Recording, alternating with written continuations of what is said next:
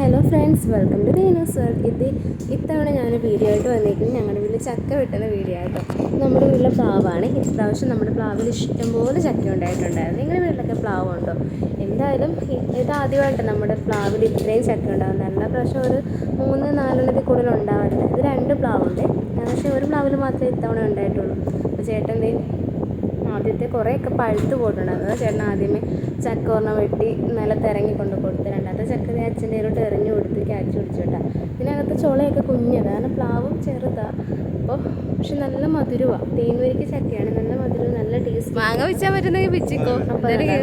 മാവയിലും കുറേ മാങ്ങയുണ്ട്, അപ്പോൾ നമുക്ക് എത്തത്തില്ല, ഭയങ്കര പൊക്കത്തിലാണ് നിൽക്കുന്നത്. ചേട്ടൻ അവിടെ കയറിയപ്പോൾ 1-2 മാങ്ങയൊക്കെ കുറച്ച് താഴെ ഇട്ട്. പിന്നെ എന്തുവാ, ഒരുപാട് ചക്ക പ്രാവശ്യം പോയി കേട്ടോ.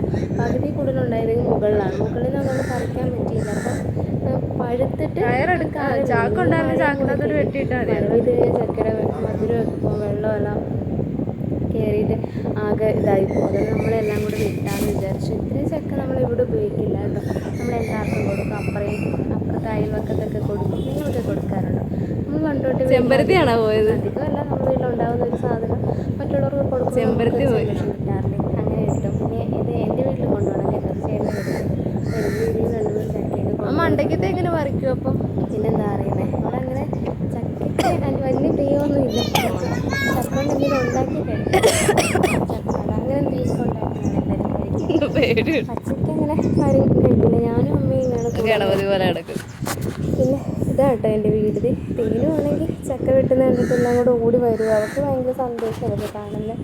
ഇതൊക്കെ കണ്ടു. ഇത്തവണ താഴെ കുറേ ഉണ്ടായിട്ടുണ്ട്. അപ്പോൾ നമ്മൾ നിലത്തുനിന്ന് പറിച്ചെടുക്കും. അപ്പോൾ നമ്മൾ ആവശ്യത്തിന് ചക്കയൊക്കെ പറിച്ചെടുത്തിട്ട് അതിലൊക്കെ കൊടുത്ത് ബാക്കി അവിടെ കിടക്കട്ടെ, വയ്ക്കുമ്പോഴത്തേക്കിനും എടുക്കാമല്ലോ എന്ന് വിചാരിച്ചു. പിന്നെന്താ, അപ്പം ഇത്രയും ചക്കയാട്ടോ നമ്മുടെ വീട്ടിലുണ്ടായിട്ടുള്ളത്. നിങ്ങളുടെ പിന്നെ വീട്ടിലുണ്ടായ ചക്കയുണ്ട്, മാവുണ്ട്, പിന്നെ തേതയുണ്ട്, മന്ദാരം, ചെമ്പകം, അങ്ങനെ എല്ലാ ഫ്രൂട്ട്സൊക്കെ ഉണ്ട്. പിന്നെ നമ്മളൊരു ഒരു ബട്ടർ ഫ്രൂട്ടില്ലേ, ബട്ടർ ഫ്രൂട്ടിനൊരു മരം നമ്മൾ നട്ട് വളർത്തിക്കൊണ്ട് വരുന്നുണ്ട്. അത് ഇതുവരെ കായൊന്നും ഉണ്ടായിട്ടില്ല, പക്ഷെ അത് വലുതായിട്ടുണ്ട് കേട്ടോ. പിന്നെ ഇത്രയും ചക്ക ഉണ്ടായിട്ടുള്ളത്, അത് പകുതി പഴുത്തതാണ്. പിന്നെന്താ, എല്ലാവർക്കും എന്താ വീഡിയോ ഇഷ്ടപ്പെടുവാണെങ്കിലും സപ്പോർട്ട് ചെയ്യാം. ഞാനിങ്ങനെ എൻ്റെ കൂടെ കിടക്കും കേട്ടോ ഒരാളപ്പം. അച്ഛൻ ആ മുകളിൽ കയറുന്നതിനൊക്കെ പറഞ്ഞുകൊണ്ടിരിക്കുക. പാവം അല്ലേ? പിന്നെന്താ, ഓക്കെ.